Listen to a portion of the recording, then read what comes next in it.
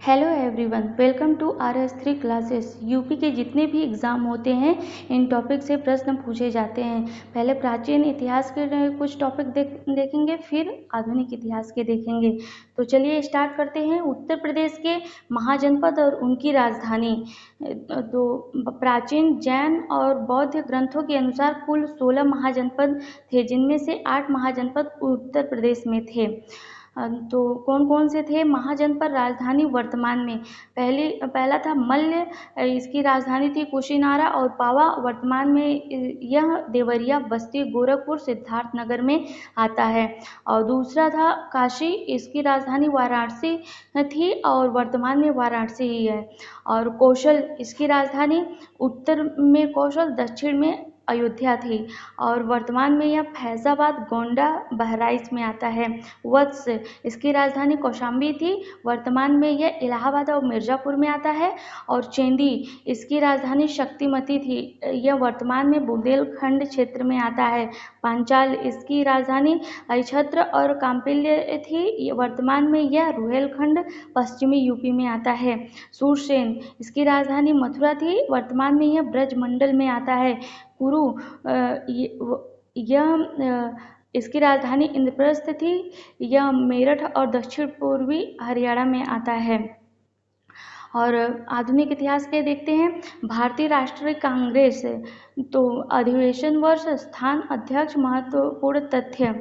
तो भारतीय राष्ट्रीय कांग्रेस के अभी कुछ देख लेते हैं, फिर उसके बाद उत्तर प्रदेश का जो भारतीय राष्ट्रीय कांग्रेस अधिवेशन उत्तर प्रदेश में जहाँ जहाँ हुआ था वो फिर देखते हैं।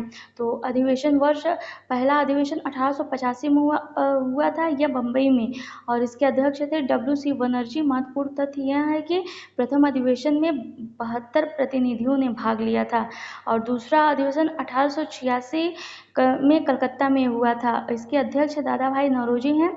और तीसरा अधिवेशन 1887 में मद्रास में हुआ था और इसके अध्यक्ष बदरुद्दीन तैयब जी थे, प्रथम मुस्लिम अध्यक्ष थे। और चौथा अधिवेशन 1888 में इलाहाबाद में हुआ था, इसके अध्यक्ष जॉर्ज यूले थे, यह प्रथम अंग्रेज अध्यक्ष थे। तो ये क्रम वाइज से चारों लगाने के लिए आता है, 1885, 1886, 1887, 1888। और ये स्थान भी आता है बम्बई, कलकत्ता, मद्रास, इलाहाबाद, और अध्यक्ष भी आते हैं। तो क्रम वाइज लगाने के लिए आते हैं, इन्हें आप सभी को देख लेना चाहिए ध्यान से। तो आगे देखते हैं। 22वां अधिवेशन 1906 में हुआ था कलकत्ता में, इसके अध्यक्ष थे दादा भाई नौरोजी। इसमें महत्वपूर्ण बात यह थी कि स्वराज शब्द का प्रथम बार प्रयोग किया गया था। और आगे देखते हैं। 23वां अधिवेशन 1907 में सूरत में हुआ था, इसके अध्यक्ष थे रास बिहारी बोस। और इसमें महत्वपूर्ण तथ्य है कांग्रेस का गर्म दल एवं नरम दल में विभाजन हुआ था। और 33वां अधिवेशन 1917 में कलकत्ता में हुआ था, इसकी अध्यक्ष एनी बेसेंट थी, यह प्रथम महिला अध्यक्ष थी, एनी बेसेंट। और 51वां अधिवेशन 1937 में फैजपुर में हुआ था और इसके अध्यक्ष थे जवाहरलाल नेहरू।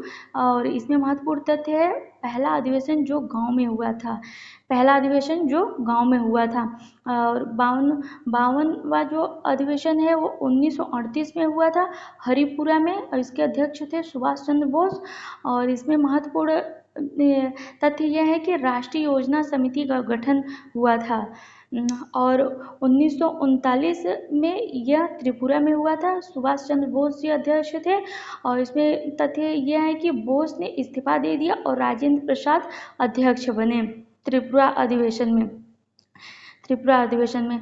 और 45वां अधिवेशन 1939 में हुआ था लाहौर में, इसके अध्यक्ष थे जवाहरलाल नेहरू। और इसमें तथ्य यह है कि पूर्ण स्वराज का प्रस्ताव पारित किया गया। चलिए आगे देखते हैं।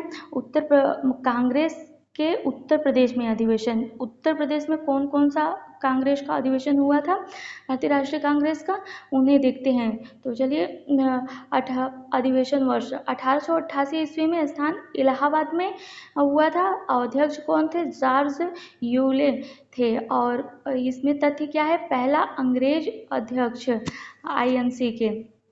भारतीय राष्ट्रीय कांग्रेस के 1892 ईस्वी में फिर दूसरा अधिवेशन इलाहाबाद में हुआ था। अध्यक्ष कौन थे? WC बनर्जी थे। और 1899 ईस्वी में लखनऊ में हुआ था। इसके अध्यक्ष रोमेश चंद्र दत्त जी थे। और 1905 में बनारस में हुआ था। इसके अध्यक्ष गोपाल कृष्ण गोखले थे। और इसमें तथ्य क्या था कि स्वदेशी संकल्प को अपनाया जाए, स्वदेशी संकल्प को अपनाया जाए, गोपाल कृष्ण गोखले जी ने कहा था। 1910 में इलाहाबाद में फिर से हुआ। इसके अध्यक्ष थे सर विलियम वेडरबर्न थे। और 1916 में लखनऊ में हुआ। इसके अध्यक्ष अंबिकाचरण मजूमदार जी थे। और इसमें तथ्य है कि मुस्लिम लीग का विलय हुआ। ये 1916 में जो लखनऊ में अधिवेशन हुआ था, इसके अध्यक्ष थे अंबिकाचरण मजूमदार और मुस्लिम लीग का विलय हुआ इसमें। और 1925 में कानपुर में अधिवेशन हुआ। और इसके अध्यक्ष थी श्रीमती सरोजिनी नायडू, पहली भारतीय महिला अध्यक्ष थी। और 1936 में लखनऊ में हुआ अधिवेशन। और इसके अध्यक्ष थे पंडित जवाहरलाल नेहरू। और 1946 ईस्वी में मेरठ में हुआ। इसके अध्यक्ष थे आचार्य JV कृपलानी जी थे। और नोट, उत्तर प्रदेश में कुल 9 अधिवेशन हुए थे। उत्तर प्रदेश में कितने अधिवेशन हुए थे? 9 अधिवेशन हुए थे। 1857 के में उत्तर प्रदेश का योगदान क्या था? 1857 की क्रांति में उत्तर प्रदेश का योगदान क्या था? तो चलिए देखते हैं। उत्तर प्रदेश का बुंदेलखंड का क्षेत्र तथा अवध क्षेत्र सर्वाधिक प्रभावित हुए थे 1857 की क्रांति में। बुंदेलखंड का क्षेत्र और अवध का क्षेत्र सर्वाधिक प्रभावित हुए थे। नाना साहब के सेनापति अजीमुल्ला खान तथा वक्त खान को इस विद्रोह का मुख्य शिल्पकार माना जाता है। और तत्कालीन कारण क्या था 1857 की क्रांति का? ब्राउन बेस राइफल के स्थान पर आई एनफील्ड राइफल में लगने वाली चर्बी युक्त कारतूस। तत्कालीन कारण यह था 1857 की क्रांति का कि ब्राउन बेस राइफल के स्थान पर आई एनफील्ड राइफल में लगने वाली चर्बी युक्त कारतूस। और विरोध किसने किया? तो कारतूस का विरोध मंगल पांडे ने किया, जो कि 34वीं बटालियन के एक सैनिक थे, यह बलिया के थे।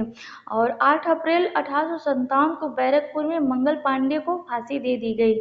8 अप्रैल 1857 को बैरकपुर में मंगल पांडे को फांसी दे दी गई। उत्तर प्रदेश में विद्रोह का विस्तार कहाँ से हुआ? 10 मई 1857 को मेरठ छावनी के सैनिकों ने विद्रोह कर दिया। और 11 मई को मेरठ के सैनिकों ने दिल्ली पर अधिकार कर लिया।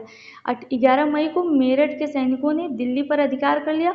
बहादुर शाह जफर को सम्राट घोषित कर दिया, विद्रोह की कमान सौंप दी। सम्राट घोषित करके बहादुर शाह जफर को उनके हाथ में विद्रोह की कमान सौंप दी गई। और विद्रोह की मुख्य कमान बहादुर शाह के सेनापति वक्त खां के हाथों में थी। और लखनऊ में विद्रोह देखते हैं। 4 जून 1857 को लखनऊ में विद्रोह प्रारंभ हुआ। विद्रोह का नेतृत्व बेगम हजरत महल ने संभाला। और ये अपने अल्पवयस्क पुत्र बिरजिस कादिर को नवाब घोषित कर दी। और कालीन कैंपबेल ने गोरखा रेजिमेंट की मदद से विद्रोह दबा दिया गया। जो लखनऊ में विद्रोह हो रहा था, कालीन कैंपबेल ने गोरखा रेजिमेंट की मदद से विद्रोह को दबा दिया। और लखनऊ विद्रोह के दबाने के प्रयास में जनरल हैवलॉक और हेनरी लॉरेंस मारे गए। कानपुर में विद्रोह, तो 5 जून 1857 को कानपुर में विद्रोह प्रारंभ हुआ। विद्रोह का नेतृत्व तात्या टोपे की मदद से पेशवा नाना साहब ने संभाला।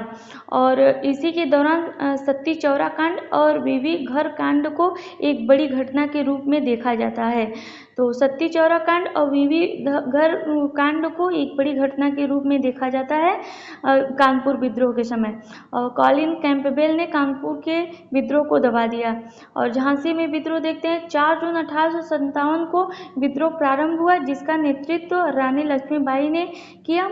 और कानपुर के पतन के बाद तात्या टोपे झांसी आकर रानी से मिले। 18 जून 1858 को रानी जनरल फिरोज से लड़ती हुई वीरगति को प्राप्त हुई। आगे देखते हैं। इलाहाबाद में किसने विद्रोह किया? मौलाना लियाकत अली ने विद्रोह किया। बरेली में खान बहादुर खान ने विद्रोह किया। फैजाबाद में मौलवी अहमदुल्ला ने किया और फतेहपुर में हयात उल्ला खान ने किया। 1857 की क्रांति का विद्रोह किया। तो ये बहुत छोटी क्लास है फ्रेंड्स, अगर पसंद आए तो लाइक सब्सक्राइब शेयर जरूर करें। धन्यवाद।